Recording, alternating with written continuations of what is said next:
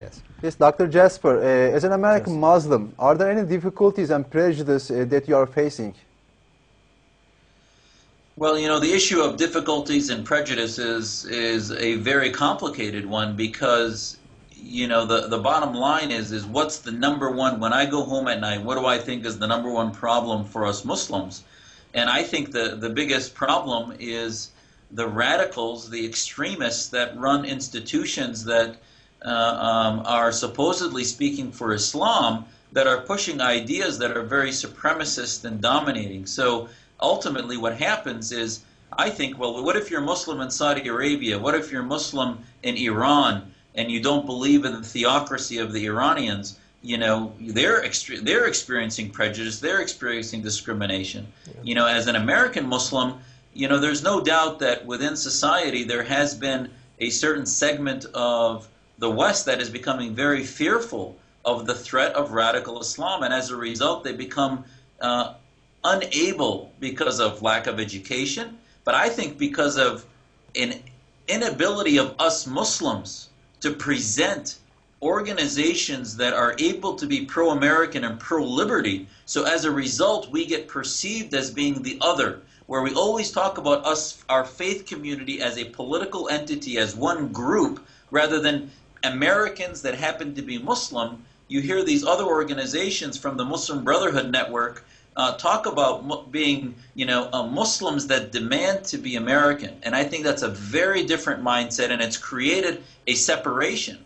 I mean, look at one of the main organizations, CARE. Their name is Council on American Islamic Relations. I don't think there's relations between America and Islam. I, as an American Muslim, believe my faith is personal, and I have no problem in living here in this country. But yet they present it as if we're a targeted minority, and that somehow we have to represent ourselves against the other, or the them, or the Muslims, or the non-Muslims. And in fact, I served 11 years in the U.S. Navy. I never once felt targeted, and my book talks about that. I never once felt, if anything, that my CO and every duty station I served, they went out of their way to make sure that they didn't offend me and that I had the dietary needs I needed, etc. So what happens is, yes, we need to address those certain examples of discrimination, but if we exaggerate them too much, rather than deal with our main problems, we're going to appear to be whiners, and then when real problems happen, it's going to be like the boy who cried wolf,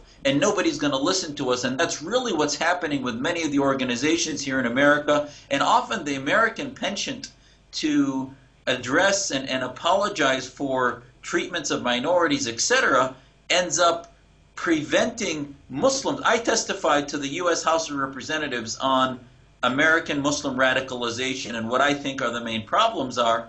And rather than our community address the main problems, I was attacked as being part of some Islamophobia machine, etc. And nobody really, every Muslim that listened to my testimony and listened to how much I love my faith and how much I believe Islamism is part of that slippery slope that leads towards radicalism, said, you know what, I don't disagree with most of what you said. And yet, so many imams and others in this country were spreading rumors and innuendo about what I said, of things I never said, because they didn't want to deal with the ideas. They didn't want to address the reform that's necessary to separate mosque and state, so they'd rather attack and demonize the messenger rather than deal with the issues that lead to the intolerance and the hate that creates the Islamist threat that I think is a global threat. Yeah. Yes, you are